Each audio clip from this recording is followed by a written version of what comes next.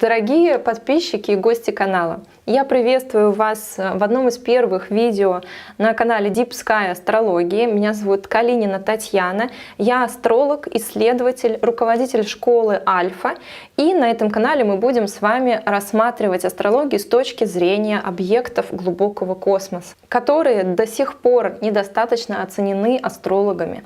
Объекты глубокого космоса — это кометы, звезды, шаровые скопления, созвездия, астеризмы и так далее. 21 век стал веком открытий во многих сферах жизни человечества.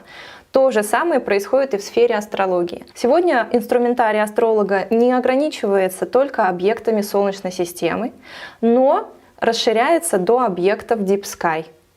Давайте мы перейдем к первому гороскопу, и я покажу, как это работает. И мы с вами возьмем классический для астрологии пример. Это гороскоп Индиры Ганди. Я думаю, в какой бы школе вы ни учились, вы однозначно сталкивались с этим гороскопом и видели его когда-то.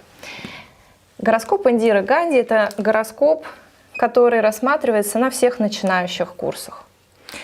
Индира Ганди была восходящим раком, поэтому мы рисуем гороскоп для восходящего рака. В первом доме этого гороскопа стоит планета Сатурн, во втором Марс, Солнце и Меркурий в пятом доме, Венера и Раху в шестом, Луна в седьмом, Юпитер в 11.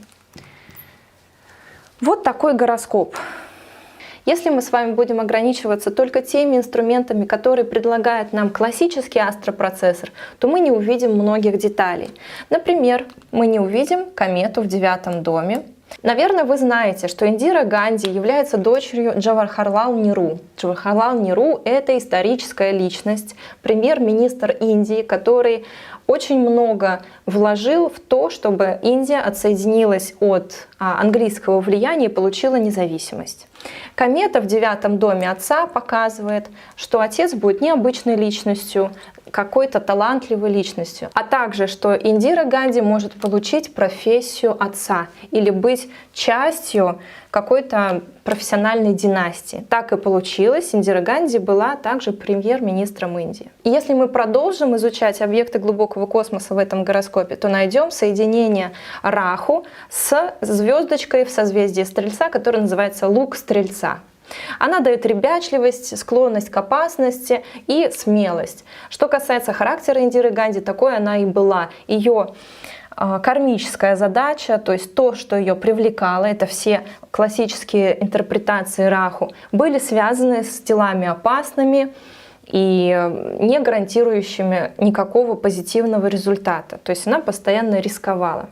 И самое интересное, о чем я хотела бы сегодня поговорить, то, что Меркурий в созвездии Скорпиона точно соединялся со звездой Антарес. Антарес — это очень крупная звезда.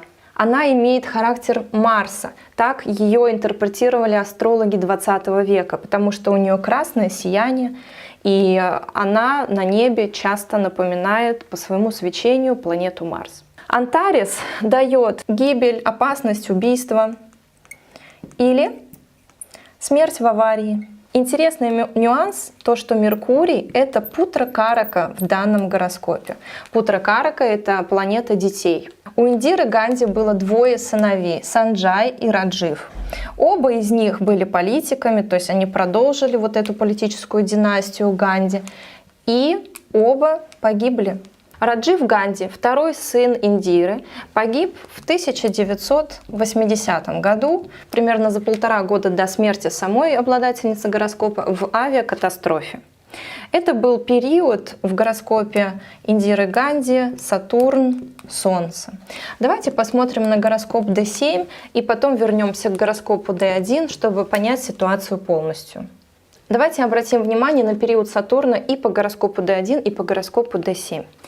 Сатурн — это планета, которая является хозяином 8-го в 1 доме, и она говорит о наличии каких-то кризисов.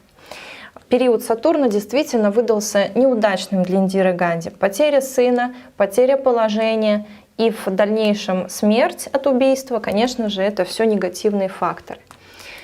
В целом Сатурн нам на смерть сына не указывает напрямую. Но если мы посмотрим в гороскоп D7, в гороскоп второго ребенка, а это 7-й дом, то мы увидим, что хозяин 7-го дома, то есть дома второго ребенка, перемещается в 12-й дом.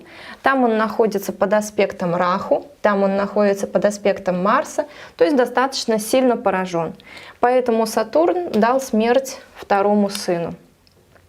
Какая это была смерть? На самом деле это очень редкий вид смерти. Авиакатастрофа — это, наверное, выбор избранных. Поэтому Меркурий здесь в соединении с Антаресом в одной из трактовок полностью себя оправдал. Аварии, убийства, какая-то гибель. Но самое интересное заключается в том, что второй ребенок тоже погиб. Он погиб в 1991 году от террористического акта. Это был первый сын Индиры Ганди, Санджай Ганди. И самое интересное, что это произошло в период Меркурий. Давайте мы еще раз просмотрим наш Меркурий. Меркурий — это хозяин 12-го дома в 5-м. 12-й дом — дом потерь. И как только началась Махадаша Меркурия, второй сын тоже ушел из жизни. Обратите внимание, что гороскоп Индиры Ганди очень точно показывает потерю первого ребенка через 10 лет после смерти самой обладательницы гороскопа. Это удивительный факт, который я часто вижу в гороскопах, что натальная карта человека работает и до его рождения, и после его смерти. То есть мы действительно с вами вписаны в какую-то матрицу, мы приходим в этот мир уже в гороскопе, имея события, как познакомились наши родители, когда они купили новый дом, когда они переехали и тому подобные события. То же самое происходит и после смерти. Гороскоп продолжает показывать судьбы наших родственников. Иногда он показывает даже периоды посмертной славы, как это случилось, например, в гороскопе Михаила Булгакова.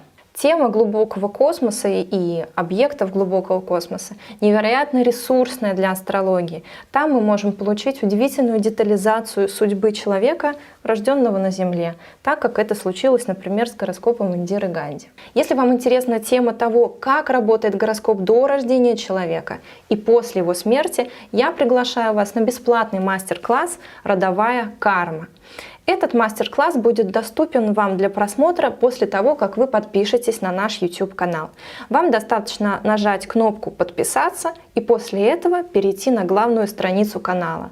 Для подписчиков нашего канала это видео станет доступным. С вами была Татьяна Калинина и проект Deep Sky Astrology. Увидимся в новых видео.